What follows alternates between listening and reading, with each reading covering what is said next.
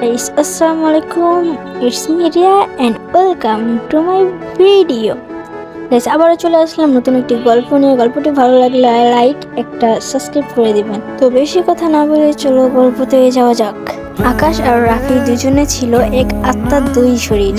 স্কুলের প্রথম দিন থেকে শুরু করে ভার্সিটির শেষ দিন পর্যন্ত তাদের বন্ধুত্ব ছিল। রাফি ছিল চঞ্চল, আড্ডাবাজ আর ভীষণ জেদি। অন্যদিকে আকাশ ছিল শান্ত, গভীর আর একটু বেশি গবেষকরণ। রাফি প্রায় বলতো, জানিস আকাশ, যদি কোনোদিন আমাদের রাস্তা আলাদা হয়ে যায়, আমি নিশ্চিত তুই আমায় ভুলে যাবি, কারণ তোর মতো শান্ত মানুষের মনে স্মৃতি বেশিক্ষণ বাসা বাঁধে না।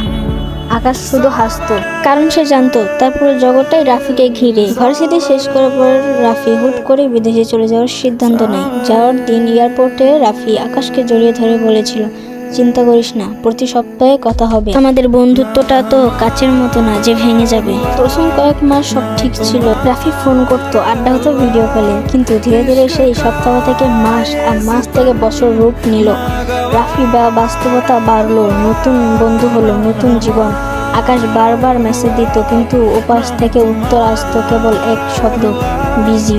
একদিন মাঝরাতে আকাশের ফোনে একটা অচেনা নাম্বার থেকে কল আসে। ওপাশ থেকে রাফির ছোট ভাই কাঁদতে কাঁদতে জানায়, রাফি এক ভয়াবহ সড়ক দুর্ঘটনায় মারা গেছে। আকাশের মনে হলো পায়ের তলা থেকে মাটি সরে যাচ্ছে। যে বন্ধুর জন্য দিনের পর দিন অপেক্ষায় প্রহর গুনেছে, তার সাথে আর কোনোদিন কথা হবে না। আকাশ তড়িঘড়ি করে রাফির বাড়িতে যায়। সেখানে গিয়ে রাফির মা আকাশের হাতে একটা ডায়েরি ধরিয়ে দেন। রাফি এটা গত 1 বছর ধরে লিখেছিল, কিন্তু লজ্জায় বা অভিমানে আকাশকে পাঠাতে পারেনি। ডায়েরি শেষ কথায় রাফি লিখেছিল, প্রিয় আকাশ, আমি জানি তুই আমার ওপর অনেক রেগে আছিস।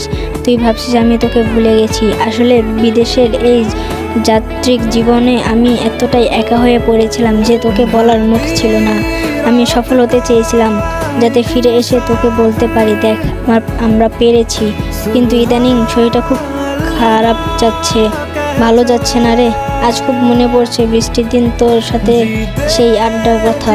সামনের মাসে দেশে ফিরবো, অনেক কথা জমে আছে, ক্ষমা করে দিস বন্ধু।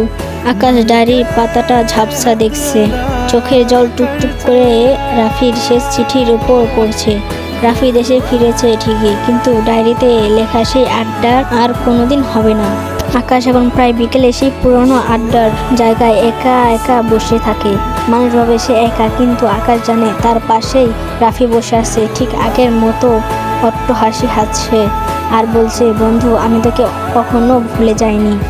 গল্পটা ছিল এ পর্যন্তই। সবাই ভালো থাকবেন, সুস্থ থাকবেন। আল্লাহ হাফেজ।